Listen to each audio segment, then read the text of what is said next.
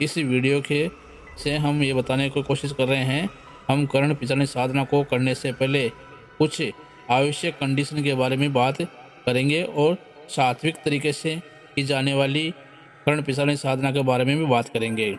कर्ण पिशाचनी प्रयोग विधि इस प्रकार है। कर्ण पिशाचनी साधना व्यक्तिगत, पारिवारिक या सामाजिक समस्याओं से मुक्ति के लिए वशीकरण या सम्मोहन से संबंधित वैदिक तंत्र मंत्र रिचुअल्स साधनाओं के प्रयोग की तुलना में कर्ण पिशाचनी साधना बहुत ही अलग और खास असर देने वाला होता है। तांत्रिक विद्वान के सानिध्य में घोर साधना और मंत्र जाप के जरिए इस अदृश्य शक्ति का ही वशीकरण कर लिया जाता है।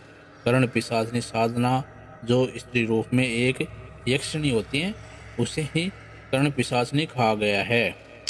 उसके वशीभूत होते ही वह सीधे कान में आकर घटनाओं और समस्याओं का समाधान बताती है और मुश्किलों से छुटकारा मिलता है। यही नहीं, पिशाचनी की कृपा से उस दौरान मुंह मांगे वरदान की पूर्ति भी हो जाती है। पूछे गए किसी भी प्रश्न का जवाब कान में बताती है। साधना को करने से पहले आपको कर्ण पिशाचनी साधना और इतिहास के बारे में ज़रूरी जानकारी का होना बेहद ज़रूरी है। ऐसा इसीलिए ताकि अभ्यास के दौरान आपको इसमें किसी तरह के साइड इफ़ेक्ट से ना गुजरना पड़े। कुछ ज़रूरी बातें हैं जो मैं इस वीडियो में आपको बता रहा हूँ।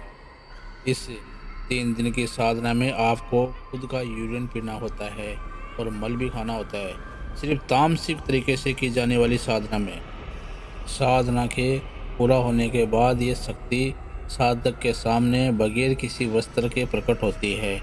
वो आपको हर तरीके से टच करती है, लेकिन आपको नहीं करना है। आपको इस दौरान पूरी तरह काबू रखना होता है। अगर आपने ऐसा कुछ किया तो साधना भंग हो जाती है। कर्ण पिशाचनी साधना के बाद आपकी पार्टनर बनकर रहती है। ऐसे में आप न तो शादी कर सकते हैं, ना ही किसी और के साथ संबंध बना सकते हैं। अगर ऐसा कुछ करते हैं तो कर्ण पिशाचनी उसे ख़त्म कर देती है। पूरी जिंदगी आपको इस शक्ति की ज़रूरत को पूरा करना पड़ता है। अगर आप कर्ण पिशाचनी साधना के बाद परेशान होकर खुद की लाइफ को ख़त्म करते हैं तो भी आप भी पिशाच योनि में फंस कर रह जाते हैं, जिससे आपकी गति संभव नहीं होती। इस साधना को तब तक ना करें जब तक कि आपके पास कोई और ऑप्शन न बचा, क्योंकि अगर आपने इसे सिर्फ लालच के चलते किया तो ये आपकी ज़िंदगी बर्बाद कर देगी। और साधना 3 दिन की है, लेकिन आपको 2 दिन पहले और 2 दिन बाद तक इस क्रम को फॉलो करना चाहिए ताकि सफलता को पक्का किया जा सके। ओम ह्रीं श्रीं दं खं फट् फणः प्रज्वलिते मुक्ते अलंकृत्य पुष्णे आहे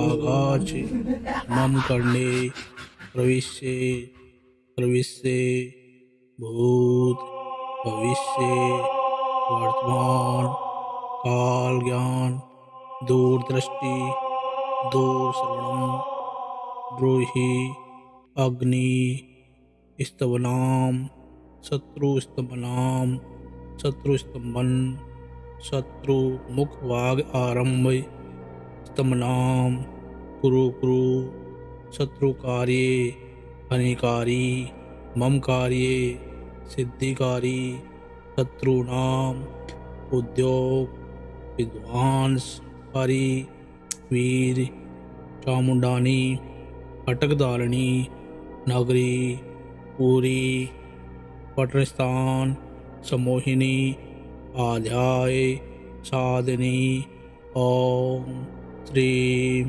ह्रीं ऐं ओम देवी हं हं फट् स्वाहा। कर्ण पिशाचनी साधना का विधान इस प्रकार है। रात के ठीक 12 बजे इस साधना की शुरुआत करनी चाहिए। पूरी तरह एकाग्र होकर हमारे द्वारा बताए गए मंत्र का जाप पूरा करें। इस दौरान आपको अपने कानों से सुनने वाली आवाज़ पर फोकस करना होगा। 3 दिन तक रोज 2 से 3 घंटे तक इस मंत्र का जाप करें। कई बार 5 घंटे तक का अभ्यास चलता है। यह सब आपके संकल्प पर निर्भर है। साधना को सिद्ध होने में कम से कम 3 दिन का टाइम लगता है और इसके बाद आपको आवाज़ें सुनाई देना शुरू हो जाती है।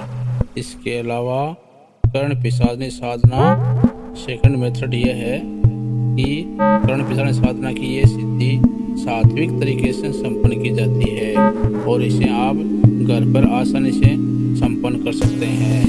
इसका मंत्र इस प्रकार है: ओम नमो कर्ण पिशाचनी नमो सत्यवादिनी मम कर्णे अवतर सत्यम खतय खतय अतीत अनागत वर्तमान मम दस्ये खतय खतय प्रणो कर्ण पिशाचनी स्वाहा।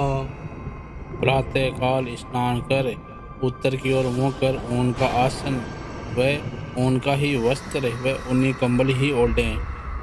व सर चंदन व कस्तूरी का तिलक करें। गुगुल का धूप करें। गाय घृत का दीपक करें। 12 दिन तक रोज 10 माला का जाप करें। एकासन करना। खीर व गेहूं की रोटी खानी चाहिए। गेहूं के आटे की एक टिकड़ी बनाएं, उसको घृत में तल लें। जाप करते समय उसे मुंह में रखकर जाप करें। अंतिम दिन खीर की 108 आहुति देनी चाहिए। आहुति देने का मंत्र इस प्रकार है: कर्ण पिशाचनी साधना हवन आहुति मंत्र इस प्रकार है: ह्रीं कर्ण पिशाचनी स्वाहा। ओम वह कमली के गंध पिंड पिशाचनी स्वाहा। साधना संपन्न होने के बाद साधक को कानों में आवाज़ सुनाई देना शुरू हो जाती है। यह एक सात्विक तरीके से की जाने वाली साधना है जो सकारात्मक ऊर्जा को आकर्षित करती है। कर्ण पिशाचनी साधना की सिद्धि करना आसान है क्योंकि यह हमारे मंडल से नेगेटिव एनर्जी एंटिटी को अट्रैक्ट करती है। कर्ण पिशाचनी साधना के जरिए वशीकरण, सम्मोहन और मारण जैसे कर्म को पूरा किया जा सकता है, लेकिन ये सिर्फ तांत्रिक क्रिया करने वाले ही कर सकते हैं। माना जाता है कि तंत्र मंत्र रिट्यूल करने वाले इस शक्ति को अपने काबू में कर लेते हैं और इसे दूसरों पर छोड़कर काम को अंजाम देते हैं। वैसे कर्ण पिशाचनी साधना सिद्धि को नहीं करना चाहिए क्योंकि गलत काम से की गई साधना कभी सुख नहीं देती है। अगर सिद्ध गुरु ना हो तो इनसे छुटकारा पाना भी संभव नहीं होता है। तंत्र क्रिया के अलावा ज्योतिषी में भी इस साधना के जरिए अच्छे परिणाम हासिल किए जा सकते हैं। अगर आप ये साधना करना चाहते हैं तो पहले इसकी सावधानी और जरूरी जानकारी को जान लें, फिर इसे शुरू करें।